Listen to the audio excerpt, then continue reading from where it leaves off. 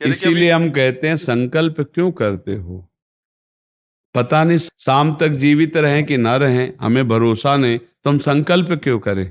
भाई मैं ये करूंगा, ये संकल्प तो वो करे जिसको कल का भरोसा हो। अपने लोग तो ऐसे मृत्यु लोक में है कि अगले सेकंड का भरोसा नहीं। तो ऐसी प्रार्थना करनी चाहिए कि हे प्रभु, यदि आपने मुझे जीवन दिया, सामर्थ्य दिया, समय दिया, तो ऐसी हमारी भावना बन रही कि हम 108 परिक्रमा कर लेंगे। और अगर नहीं समय, नहीं शरीर सामर्थ्य रही, तो हम एक को नहीं करेंगे, तो कोई अपराध नहीं लगेगा। अगर संकल्प ले लिया कि अब 108 करेंगी, तो अब करना चाहिए। फिर देखो, संकल्प पूरा करना चाहिए।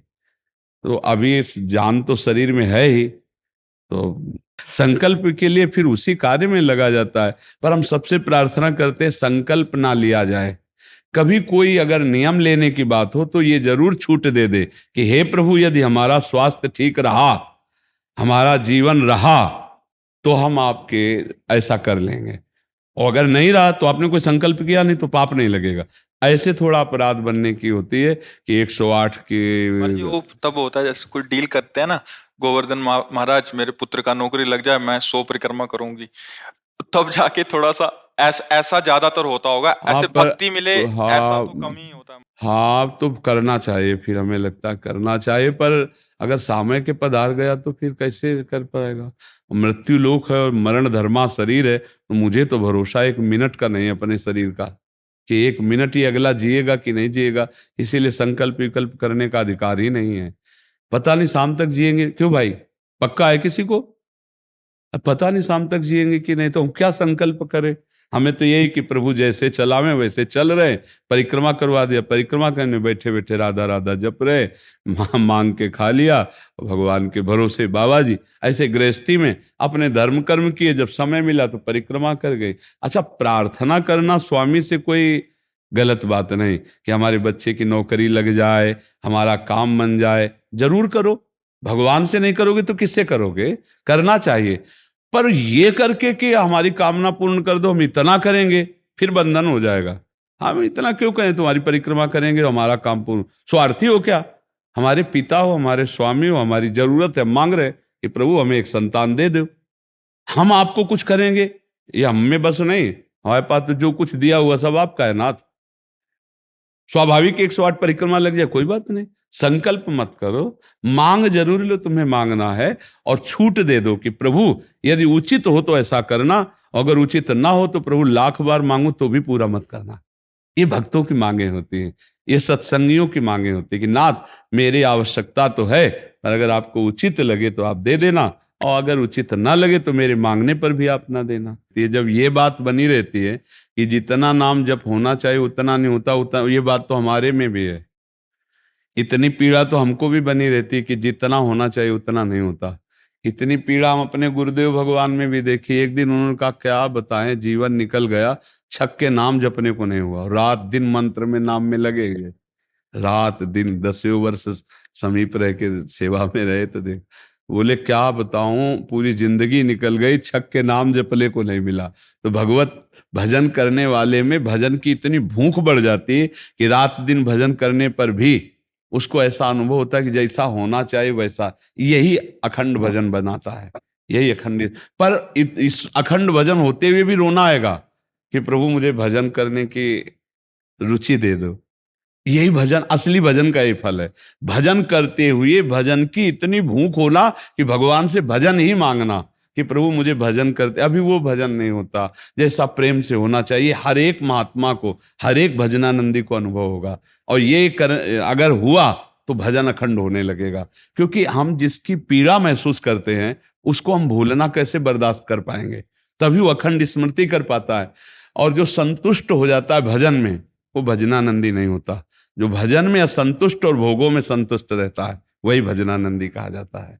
अपनी बात कहते हैं, मुझे तो गुरुदेव ने संभाला, नहीं तो साधन भजन हो रहा था, पर वो अहंकार जनित था।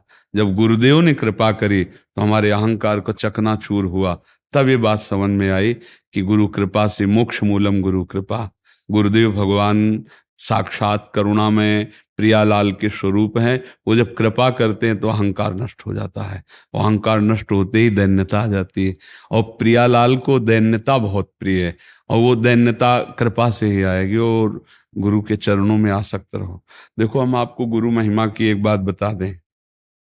जब हम कोरा कागज होकर गुरुदेव के चरणों में समर्पित होते हैं, तभी हमारी हृदय में लिखा पढ़ी सही होती है। हम लोग क्या होते हैं, पूरा कागज रंगे हुए पहुंचते हैं और अपनी बुद्धि लड़ाते हैं गुरुजनों पर, इसीलिए हमारा काम बन नहीं पाता।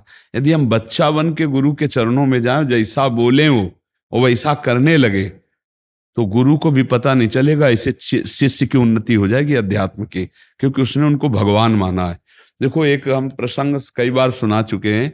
एक उड़िया बाबा ने सुनाया था प्रसंग कि एक बंगाल के भगत के मन में आया कि मैं गुरु बनाऊं। तो एक प्रसिद्ध थे काली के उपासक, उनके पास गए, और वो मदिरा पीते थे, वो जानते नहीं थे। वो मदिरा पिए हुए बैठे हुए थे। उन्होंने कहा, गुरुदेव, मैं आपको गुरु रूप से वरण करता हूं, मुझे मंत्र दे दो। तो शराब के नशे में लड़खड़ाते हुए मंत्र बोले, तो अशुद्ध मंत्र और अशुद्ध अवस्था, पर वो सीधा सरल भक्त भगवान मान के गुरु की छवि लेके पूजा में रख के और मंत्रानुष्ठान, अशुद्ध मंत्र। 1 साल ही हुआ कि माँ भद्रकाली प्रकट हो गई, काली, और उनका बेटा, तेरा गुरु ढोंगी है। तो उन्होंने कहा, माँ, पहली बात तो आप गुरु को ऐसा ना बोले, गुरु हमारे परब्रह्म है, आप ऐसा ना बोले। बोले, बेटा तू बहुत सरल है, जानता नहीं, वो शराब पीता है, और जो मंत्र दिया ना वो अशुद्ध है। माँ ने कहा। तो उनका, माँ, अब तो और विश्वास आपकी बात पे नहीं रहा। अगर गुरु ने अशुद्ध मंत्र दिया होता तो तुम 1 साल में आ गई, कैसे आ गई? बोले, बताने आई हूं कि मंत्र अशुद्ध है। तो उनका, माँ, मैं अपने गुरु निष्ठा और गुरु मंत्र को नहीं छोड़ सकता, आप जाओ। तो उनका बेटा, मैं तुम्हारी गुरु भक्ति पे प्रसन्न हुई, और आज से मेरे सिद्ध करने का मंत्र यही होगा जो अशुद्ध मंत्र। ऐसा गुरु भाव किया जाता है। गुरु को परब्रह्म साक्षात माना जाता है। परब्रह्म में दोष दर्शन नहीं होते, दोष हमारी बुद्धि का है। अगर बुद्धि का दोष निकाल दे तो देखो, मत्ता परतरम नान्यत किंचिदस्ति धनंजय, भगवान कह रहे मेरे सिवा कोई और है नहीं। फिर हम गुरु को दोष दर्शन में देखें, कहीं ना कहीं हमसे त्रुटि हो रही। हमें घोर पापी में भी भगवान देखना है, तो गुरु में भगवान देखने में क्या बात है? विचार करके देखिए। जब हम गुरु में भगवान देखते हैं तो अपना समर्पण करते हैं, और जब वो हमारे साथ उल्टा व्यवहार करते हैं और हम सह जाते हैं तो हमारा अहंकार नष्ट हो जाता है। वहीं वहीं रहकर उसको चोट पहुंचने दो अहंकार को, और अहंकार जब मिटिया मिट हो गया, तब कृपा उदय हुई, तब समझ में आया को हो साक्षात परब्रह्म गुरुदेव हैं। गुरुर् ब्रह्मा गुरुर् विष्णु गुरुर्देव महेश्वरा, गुरु साक्षात परब्रह्म तस्मै श्री गुरु। गुरु में भगवान बुद्धि करना बहुत कठिन बात है, सबसे कठिन बात विश्व में, समझ लो। गुरु में परब्रह्म बुद्धि करना, और गुरु में परब्रह्म बुद्धि नहीं तो कुछ भी कर ले, अहंकार नष्ट नहीं होगा। यह खुली बात कह रहे। गुरु ही एक वो खिलाड़ी हैं जो हमारे अहंकार को मिटिया मेट कर दे सकते हैं, दूसरा नहीं, दूसरा नहीं। इसीलिए ध्यान मूलम गुरु मूर्ति, पूजा मूलम गुरु पदम, मंत्र मूलम गुरु वाक्यम, मोक्ष मूलम। गुरु का चरणामृत पियो, गुरु की चरण रज लगाओ, और गुरु के आगे एक तुच्छ सेवक की तरह रहो, अभी दैन्यता आ जाएगी। अगर गुरु में दोष दर्शन होने लगे तो हट जाना चाहिए, और दूर से उनको परब्रह्म मान के बिना निंदा किए उनके द्वारा बताई हुई उपासना में रत हो जाए तो उसका परम कल्याण हो जाएगा। दूसरा गुरु बनाने की जरूरत नहीं है। परमात्मा प्राप्ति के लिए गुरु कृपा ही। हम तो आपको हाथ उठा के कहते हैं कि गुरुदेव की कृपा के बिना एक कदम नहीं चल सकते, एक कदम भी नहीं चल सकते। हम जैसे भूमि में ही कदम रख सकते हैं, ऐसे हम जीवित हैं, परमार्थ में चल रहे हैं तो केवल अपने गुरुदेव की कृपा से चल रहे हैं, किंचन मात्र कुछ नहीं। केवल वो ऐसे पकड़े हुए हैं तो हम चल रहे हैं, अगर वो ऐसे छोड़ दे तो धम्म से गिर जाए। गुरु कृपा ही केवलम, गुरु कृपा है। वो दैन्यता गुरु कृपा से आती। महाराज जी, धन्य भाग है आपकी कि आप दैन्यता चाहते हैं। हाँ, परम कृपा है वैष्णव आचार्यों की। बस चुपचाप चलते रहिए, किसी की निंदा मत करना और किसी के दोष दर्शन मत करना, बस इसी से दैन्यता आ जाएगी। और दैन्यता में रोना आता है।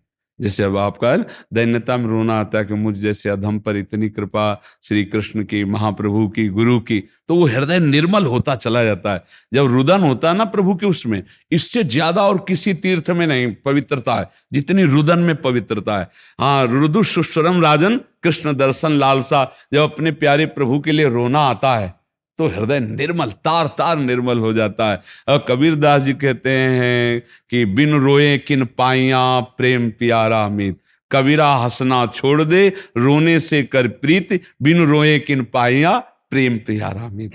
पर भगवान की 3 प्रकार की लीला है, एक है सृजन और एक है पालन और एक है संहार, और तीनों लीलाएं होंगी, पक्का होंगी। जैसे सृजन जरूरी है, पालन जरूरी है, ऐसे विनाश भी जरूरी है। तो देखो, इस शरीर को कहा गया विनाशी और इस लोक को कहा गया मृत्यु लोक। तो भाई देखो, जो जन्मा है उसका शरीर छूटेगा, जो हमने कर्म किए उसके अनुसार हमें भोग मिलेंगे। अब हम भगवान से भजन के बल से, उनके प्रार्थना के बल से हमको क्षमा याचना करवा सकते हैं। तो अपने पुत्र के लिए, अपने कल्याण के लिए, अपने परिवार के कल्याण के लिए, समाज के मंगल के लिए भगवान का नाम जप करे, भगवान से प्रार्थना करे, दूसरों को सुख पहुंचावे, धर्म पूर्वक आचरण करे, तो निश्चित मंगल होता है। हाँ, बहुत अच्छा है।